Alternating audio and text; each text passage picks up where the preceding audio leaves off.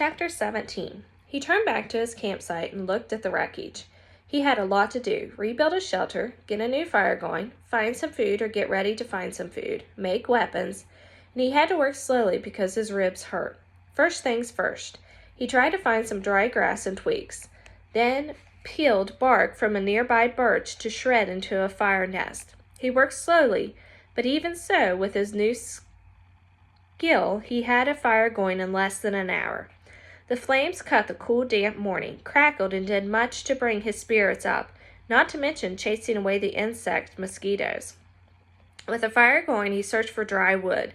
The rain had driven water into virtually all the wood he could find, and at last located some in a thick evergreen, where the top branches had covered the lower dead ones, keeping them dry. He had great difficulty breaking them, not being able to put them with his arm or chest muscles, but finally got enough to find the fire going all day and into the night.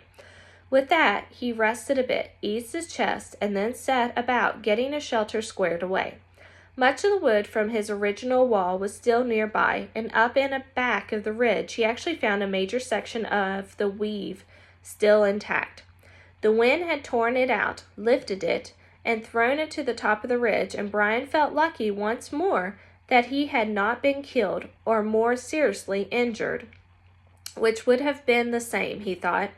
If he couldn't hunt, he would die, and if he was injured badly, he would not be able to hunt. He jerked and dragged wood around until the wall was once more in place, crudely, but he could improve it later. He had no trouble finding enough pine boughs to make a new bed. The storm had torn the forest to pieces. Up in the back of the ridge, it looked like a giant had become angry and used some kind of massive meat grinder on the trees. Huge pines were twisted and snapped off, blown sideways. The ground was so littered with limbs and treetops sticking every which way that it was hard to get through. He pulled enough thick limbs in the bed, green and spicy, with the new broken sap smell, and by evening he was exhausted, hungry, and hurting, but he had something close to a place to live again, a place to be. Tomorrow, he thought, as he lay back in the darkness. Tomorrow, maybe the fish would be back, and he would make a spear and new bow and get some food. Tomorrow he would find food and refine the camp and bring things back to sanity from one completely insane day. He faced the fire. Curving his body, he rested his head on his arms and began to sleep when a picture came into his head. The tail of the plane sticking out of the water. There it was, the tail sticking up. The inside the plane near the tail somehow was the survival pack. It must have survived the crash because the plane's main body was still intact. That was the picture, the tail sticking up and the survival pack inside, right there in his mind as he dozed. His eyes snapped open. If I could get the pack, he thought. Oh, if I could get to the pack, it probably had food and knives and matches. It might have a sleeping bag. It might have fishing gear. Oh, it must have wonderful things. If I could get at the pack and just get some of the things, it would be rich. So rich if I could get to the pack. Tomorrow. He watched the flames and smiled. Tomorrow I'll see. All things come tomorrow. He slept deep and down with only the picture of the plane tail sticking up in his mind, a healing sleep. In the morning he rolled out before true light. In the gray dawn he built up the fire and found more wood for the day, feeling almost chipper because his ribs were much better now. With camp ready for the day, he looked to the lake. Part of him half expected the plane tail to be gone, stuck back into the depths, but he saw that it was still there. Didn't seem to have moved at all. He looked down at his feet and saw that there were some fish in the fish pen looking for a giant bites of bait still left from before the wind came. He fought impatience to get on the plane project and remembered what he had learned. Food first, because food made strength. First food, then thought, then action. There were fish at hand here, and he might not be able to get anything from the plane. That was all a dream. The fish was real in his stomach. Even his new shrunken stomach was sending signals that it was savagingly empty. He made a fish spear with 2 points, not peeling the bark all the way back, but just working on the pointed end. It took him an hour or so, and all the time he worked, he sat looking at the tail of the plane sticking up in the air, his hands working with the spear, his mind working on the problem of the plane. When the spear was done, although still crude, he jammed a wedge between the points to spread them apart, and went to the fish pond. There were not clouds of fish, but at least 10, and he picked one of the larger ones, a round fish almost 6 inches long, and he pointed the spear, pointed in the water, held it, then thrust with a flicking motion of his wrist when the fish was just above the point. The fish was pinned neatly, and he took 2 more with the same ease. Then he carried all 3 back to the fire. He had a fish board now, a piece of wood he had flattened with a hatchet, leaned up against the fire for cooking fish, so he didn't have to hold a stick all the time. He put the 3 fish on the board, pushed the sharpened pegs through their tails in the crack on the cooking board, and propped it next to the reddish part of the coals. In moments the fish were hissing and cooking with the heat, and as soon as they were done, or would he could stand the smell no longer, he picked the steaming meat from under the loosened skin and ate it. The fish did not feel him, did not even come close. Fish meat was too light for that, but they gave him strength. He could feel it moving in his arms and legs, and he began to work on a plane project. While making the spear, he had decided that he would have to do was make a raft and push-paddle the raft to the plane and tie it there for a working base.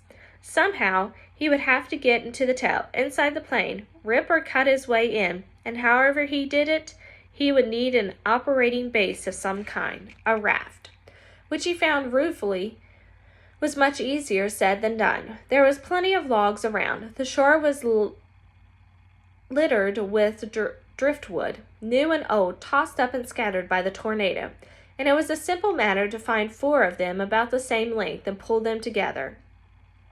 Keeping them together was the problem. Without rope or cross pieces and nails, the logs just rolled and separated. He tried wedging them together, crossing them over each other. Nothing seemed to work, and he needed a stable platform to get the job done.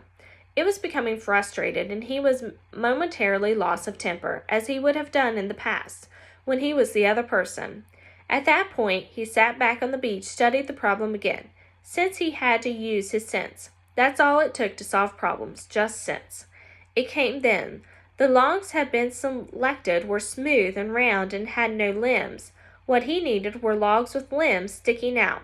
Then he would cross the limbs over one log over the limbs of another and weave them together as he had done his wall, the food shelter cover, and the fish gate. He scanned the area above the beach and found 4 dry tree tops that had been broken off by the storm. These were limbs, and he dragged them down to his work area at the water's edge and fitted them together. It took most of the day. The limbs were cluttered and stuck any which way, and he would have to cut one to make another fit, then cut one from another log to come back to the first one, then still another from a third log that had been piled in. But at last, in the late afternoon, he was done, and the raft, which he had called Brush Pile 1 for its looks, hung together even as he pulled it to the water off the beach. It floated well, if low in the water, and in the excitement he started for the plane. He could not stand on it. He would have to swim alongside. He was out to chest deep when he realized he had no way to keep the raft at the plane. He needed some way to tie it in place so he would work from it. For a moment he was stemmed. He had no rope, only the bowstring and the other cut shoestring in his tennis shoe, which were now looking close to dead, his tie showing on the top. When he remembered his windbreaker and he found the tattered part he used for an arrow patch, he tore it into narrow strips and tied them along together to make a rope or tie down about 4 feet long. It wasn't strong. He couldn't use it as a pull, as a Tarzan, and swing from a tree, but it should hold the raft to the plane. Once more he slid the raft off the beach and onto the water until he was chest deep. He had left his tennis shoes in the shelter, and when he felt the sand turn to mud between his toes, he kicked off the bottom and began to swim. Pushing the raft, he figured, was about like trying to push the aircraft carrier. All the branches that stuck down into the water dragged and pulled, and logs themselves fought any forward motion, and he hadn't gone 20 feet when he realized that it was going to be much harder than he thought to get the raft to the plane. It barely moved, and he kept going this way. He was just about to reach the plane at dark. He decided to turn back again, spend the night, and start early in the morning, and he pulled the raft once more onto the sand and scratched it dry with his hands. patience. He was better now, but impatient. Still grounded him a bit, so he sat on the edge of the fish pond with a new spear and took 3 more fishes, cooked them up, and ate them, which helped to pass the time until dark. He also dragged in more wood, endless wood, and then relaxed and watched the sun set over the trees in the back of the ridge. West, he thought. I'm watching the sun set in the west, and that way was north, where his father was, and that way east, and that way south, and somewhere to the south and east his mother would be. The news would be on the television. He could visualize more easily his mother doing things than his father, because he had never been to where his father lived now. He knew everything about his mother lived. She would have the small television on in the kitchen counter and be watching the news and talking about how awful it was in South Africa, or how cute the baby on the commercial looked, talking and making sounds, cooking sounds. He jerked his mind back to the lake. There was a great beauty here, almost unbelievable beauty. The sun exploded at the sky, just blew it up with setting color, and that color came down into the water of the lake, lit the trees, amazing beauty, and he wished he would share it with somebody and say, "Look there, over there, and see that?" But even along it was beautiful, and he had fed the fire to cut the night chill. There it was again, he thought, the late summer chill in the air, the smell of fall. He went to sleep thinking a kind of reverse question. He did not know if he would ever get out of this. Could he ever see it might be? But if he did somehow get home and go back to the living the way he had lived, would that be just the opposite? Would he be sitting watching television and suddenly think about the sunset up in the back of the ridge and wonder how the color looked in the lake? Sleep. In the morning the chill was more pronounced, and he could sleep tiny wisps of vapor from his breath. He threw wood on the fire and blew until it flamed, then banked the flames at last and went up to the lake. Perhaps because the air was so cold, the water felt warm as he waded in. He made sure the hatchet was still in the belt and the raft still held together. Then he set out pushing the raft and kicking, swimming toward the tail of the plane. As before, it was very hard going. Once an eddy of breeze came up against him, and he seemed to be standing still. And by the time he was close enough to the tail to see the rafts in the aluminum, he had pushed and kicked for over 2 hours, was nearly exhausted, and wished he had taken some time to get fish or two and have breakfast. He was also wrinkled as a prune and ready for a break. The tail looked much larger than he had got next to it, with a major part of the vital stabilizer showing, and perhaps half the elevators, only a short piece of the top of the fuselage. The plane's body toward the tail was out of the water, just a curve of aluminum, and at first he could see no place to tie the raft. But he pulled himself along the elevators to the end, and there he found a gap that went up and by the hinges where he had fed his rope through. With the raft secure, he climbed on top of it, lay on his back for 15 minutes, resting and setting the sun to warm him. The job, he thought, looked impossible. To have any chance of success, he would have to be strong when he started. Somehow he had to get inside the plane. All openings, even the small rear cargo hatch, were under water, as he couldn't get to them without diving and coming up inside the plane, where he would be trapped. He shuddered at the thought and remembered what was in front of the plane, down at the bottom of the lake, still strapped in the seat, the body of the pilot, sitting there in the water. Brian could see him, the big man with his hair waving up in the current, his eyes open. Stop, he thought. Stop now. Stop that thinking.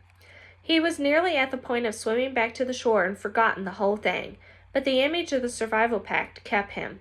If he could get in the plane, or if he could just get into it and pull something out, a candy bar, even that, just a candy bar, it would be worth it.